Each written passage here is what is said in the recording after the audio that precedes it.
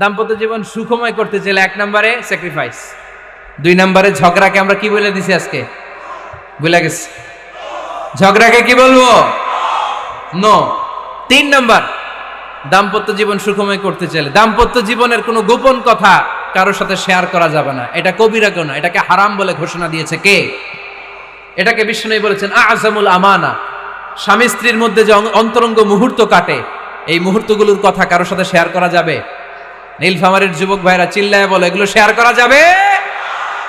বিষ্ণু বললেন খবরদার, এটা আযমুল আমানা।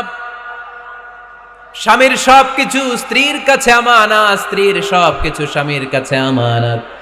আবার বিষ্ণু বলেছেন, যারা স্বামী স্ত্রীর গোপন দাম্পত্য জীবনের কথা অন্যের কাছে শেয়ার করে দেয়, তারা হলো আশারুন নাস, পৃথিবীর মধ্যে সবচাইতে নিকৃষ্ট মানুষ।